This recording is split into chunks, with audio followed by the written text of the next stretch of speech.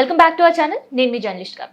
So ఇప్పుడు ఈ జనరేషన్లో చాలా నాజుగ్గా ఉండాలి, కానీ హెల్త్ ఏమైపోయినా పర్లేదు. కొంతమంది మాత్రం హెల్తీగా ఉండాలి, కానీ నాజుగ్గా ఉండాలి. సో ఇట్లా ఎన్నో చెప్పుకుంటూ పోతే ఎవరి ఇండివిజువాలిటీ వాళ్ళది. కాకపోతే ఒబిసిటీ వల్ల ప్రాబ్లం ఫేస్ చేసే వాళ్ళ సంఖ్య రోజు రోజుకి పెరుగుతుంది. సో మరి ఒబేస్ని కంట్రోల్ చేయడానికి మన సొంత వైద్యం, మన ఇంటి వైద్యం మంచిదా, లేదంటే డాక్టర్ని కన్సల్ట్ చేయడం మంచిదా, లేదు మన సొంతగా మనం ఇంటి వైద్యం చేసుకోవడం వల్ల ఫర్దర్ ఫ్యూచర్లో మనం ఎట్లాంటి ప్రాబ్లమ్స్ ఎదుర్కోవాల్సి వస్తుంది? ఇట్లాంటి విషయాలన్నీ కూడా తెలుసుకుందాం. ఇక ప్రజెంట్ మనతోటి సీనియర్ డాక్టర్ ఉన్నారు, వసుంధర గారు. మాట్లాడదాం. మేడం నమస్తే. సో ఒకప్పుడు ఒబెసిటీ అంటే లావున్న వాళ్ళే ఒబేగా ఫీల్ అయ్యేవాళ్ళు, దానికి ఏం చేయాలో అర్థం కాకపోయేది. కానీ ఇప్పుడు మాత్రం కొంత సర్టన్ ఏజ్ వచ్చేసరికి ఒబేసిటీ ఉంది, లేదంటే కొంత నేను వెయిట్ పెరిగాను, ఇట్లాంటివి ఉండడం వల్ల సొంత వైద్యం చేసుకోవడం స్టార్ట్ చేశారు. సో కనిపించే మెడికల్ షాప్లో వెళ్ళి సెల్యులార్స్ వేసేసుకోవడం కావచ్చు, లేదంటే డైట్ పర్ఫెక్ట్గా కంట్రోల్ చేసుకోవడం కావచ్చు, ఇవన్నీ చేస్తున్నారు. సో ఇది ఎంతవరకు రైట్ అంటారు? ఒబెసిటీ అనేది ఆ, రెండు రకాలుగా ఒకటి ఎఫెక్ట్ చేస్తుంది. ఒకటి సైకలాజికల్గా ఎఫెక్ట్ చేస్తుంది. అది మన మన డిటర్మినేషన్ బట్టి ఉంటుంది. రెండు ఫిజికల్గా ఎఫెక్ట్ చేస్తుంది. మన బేసల్ మెటబాలిక్ రేట్ కానీ మన అదర్ సిస్టమ్స్ని కానీ ఎఫెక్ట్ చేస్తూ ఉంటుంది. So all of a sudden mood వచ్చినప్పుడంతా తినేసి ఆల్ ఆఫ్ ఎ సడన్ నేను ఒబీస్ అయిపోయాను కాబట్టి నేను ఇప్పుడు డైట్ రిస్ట్రిక్ట్ చేస్తాను అనుకోవడం చాలా తప్పు. At the same time unfortunately మన ఇండియాలో ఓవర్ ద కౌంటర్ మెడికేషన్ చాలా ఎక్కువ. అది ఆ ఫార్మసిస్ట్ ఏం చెప్తే అది తీసేసుకోవడము, అది వేసే సెల్ఫ్ మెడికేషన్ వేసుకోవటము, దాని రిలేటెడ్ కాంప్లికేషన్స్తో ల్యాండ్ అవ్వటము, ఇట్లాంటివన్నీ ఉంటాయి మన దగ్గర, కాదనను. అండ్ ఈ మధ్య రకరకాల డైట్లు, ఎస్పెషల్లీ ఈ మీడియా పెరిగిపోయి ఈ సోషల్ మీడియాతో ఎవరికి నచ్చిన డైట్ వాడు పెడతాడు, వాడి పేరు పెట్టేసుకుంటాడు. అండ్ ఇంకా ఇంటర్మీడియట్లు, కీటోలు, ఆ డైట్లు, ఈ నేమ్ డైట్లు, ఆ డైట్లు ఉంటాయి. కాకపోతే వీటన్నింటిలో కూడా మనకి న్యూట్రిషన్ మన బాడీకి per day recommended dietary allowances బట్టి మనకి ఎంత కావాలి, మనం ఎంత తీసుకుంటున్నాం, ఎక్సెస్ని ఎట్లా కట్ చేయగలము అన్న దానిపైన ఎప్పుడు కూడా మనకి ఒక అవగాహన ఉండాలి. If you do not have that knowledge, మనకి అది తెలియకుండా ఇప్పుడు వెయిట్ లాస్ ఆబ్వియస్గా ఫ్యాట్ తగ్గిస్తే అవుతారు, కార్బోహైడ్రేట్ తగ్గిస్తే అవుతారు, ప్రోటీన్ తగ్గించేసిన అయిపోతారు. కాకపోతే మన బాడీకి మినిమం క్వాంటిటీ అవసరమైనది తగ్గించేసి అదర్ క్వాంటిటీస్ని పెంచేస్తే మనకి మనకు తెలియకుండానే జరగాల్సిన డ్యామేజ్ జరిగిపోతూ ఉంటుంది. షార్ట్ టర్మ్ రిజల్ట్స్ గురించి ఆలోచిస్తాం కానీ లాంగ్ టర్మ్ రిజల్ట్స్ చాలా దారుణంగా ఉంటాయి. సో అట్లాంటప్పుడు మళ్ళీ రిబౌండ్గా వెయిట్ గెయిన్ అయిపోతూ ఉంటాం అన్నమాట. సో ఏదైనా కానీ మనకు persistent and long term goal వైపు వెళ్తే బెటర్. అది మనకి ఒక రకమైన బాడీ చేంజెస్ వస్తాయి, ఒక రకమైన హెల్త్ ఇంప్రూవ్ అవుతుంది. మన సిస్టమ్ కూడా మనం కూడా సైకలాజికల్గా చాలా స్ట్రాంగ్గా ఉంటాం. ఎందుకంటే with so much of determination, if we are doing something, మనం ఎంత స్ట్రాంగ్గా ఉంటాము. నాట్ ఓన్లీ ఇన్ మన బిఎంఐ కంట్రోల్ కానీ మనం ఇంకేది విషయం ఆలోచించినా కానీ ఎస్ మనకి డిటర్మినేషన్ అనేది చాలా ఎక్కువ ఉంది. We can do this but not in a wrong way అన్నది మనమే సెల్ఫ్ బూస్టింగ్ వస్తూ ఉంటుంది. And we weight fluctuations, all of a sudden rapid loss, all of a sudden rapid weight gain కూడా చాలా డేంజర్.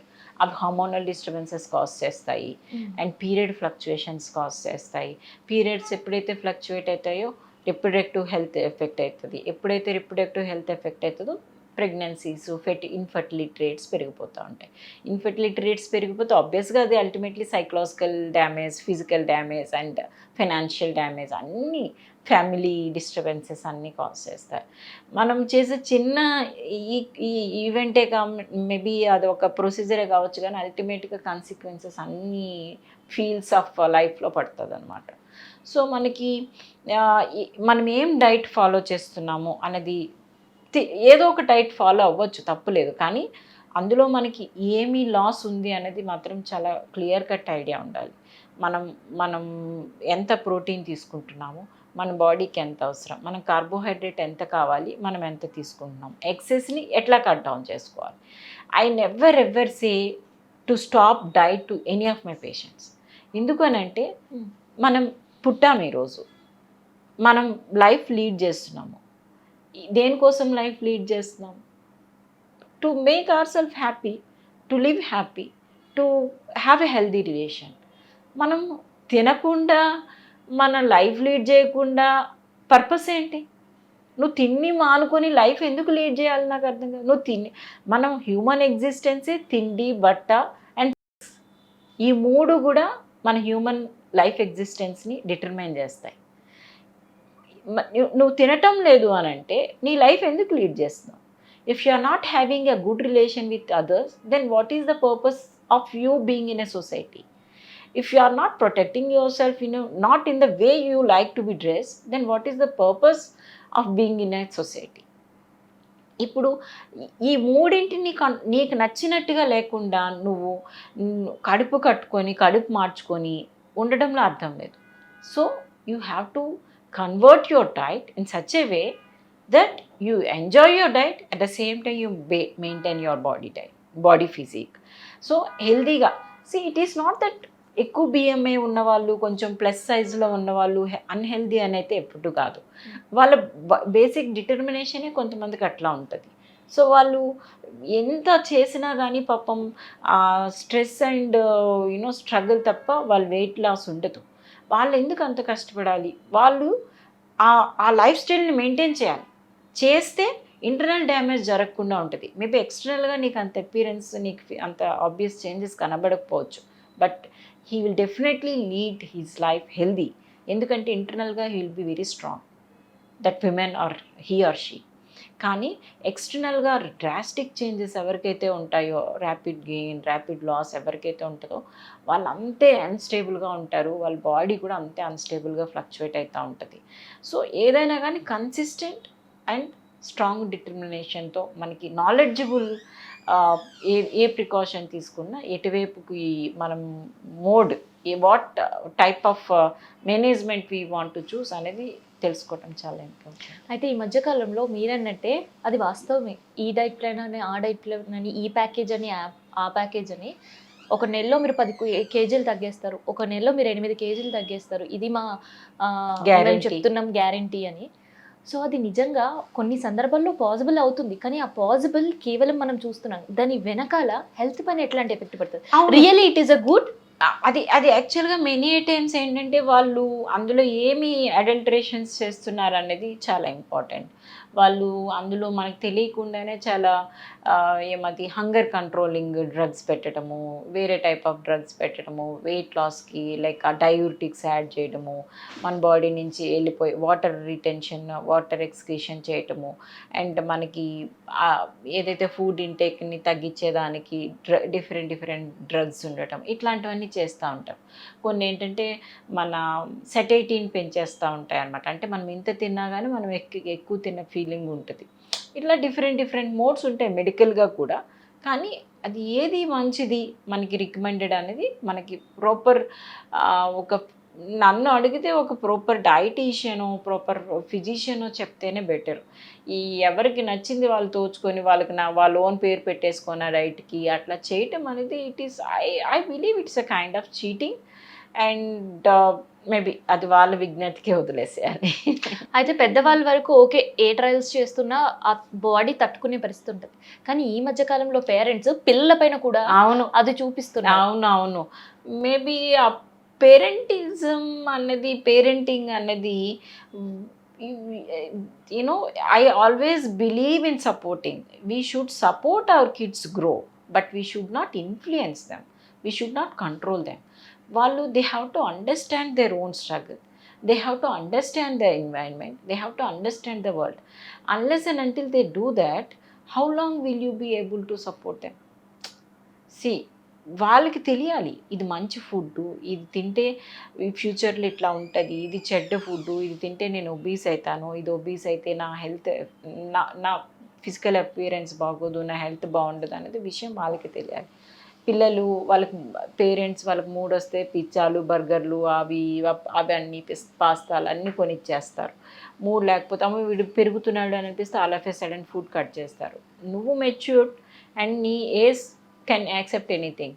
ఈ చిన్న పిల్లలు అంత యాక్సెప్ట్ చేయలేరు. వాళ్ళు ఆల్ ఆఫ్ ఎ సడన్ అన్నీ తింటారు, ద నెక్స్ట్ డే అన్నీ కట్ డౌన్ అంటారు. వాళ్ళకి అర్థం కాదు, వాళ్ళకి అంత మెచ్యూరిటీ ఉండదు.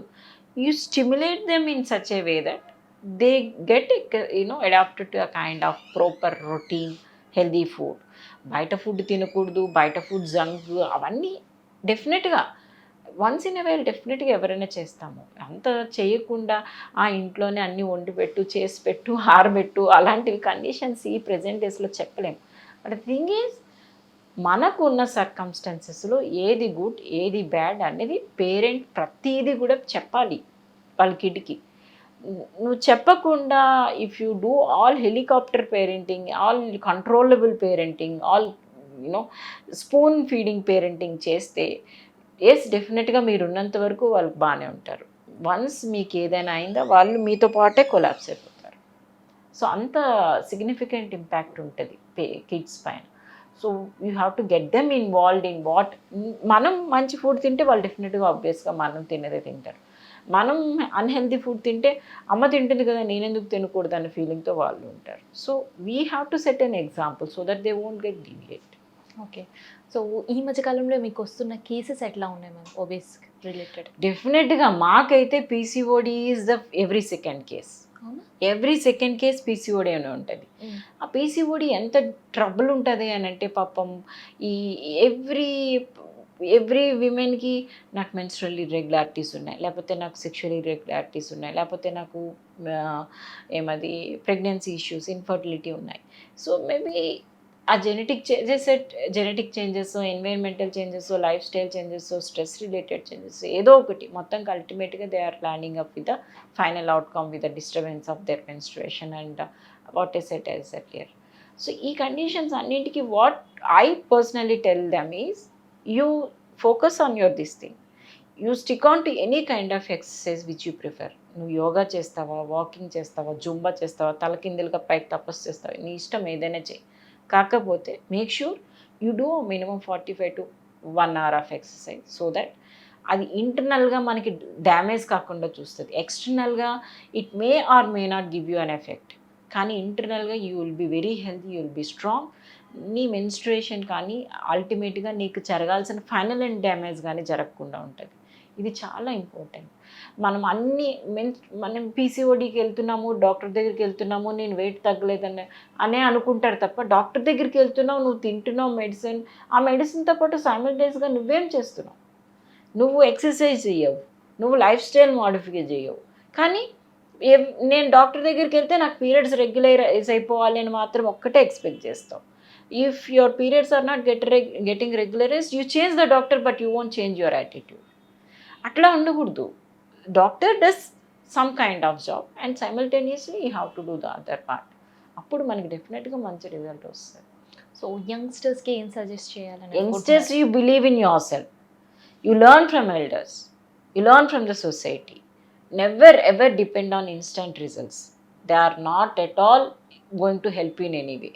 You always focus on to the long term and persistent goals.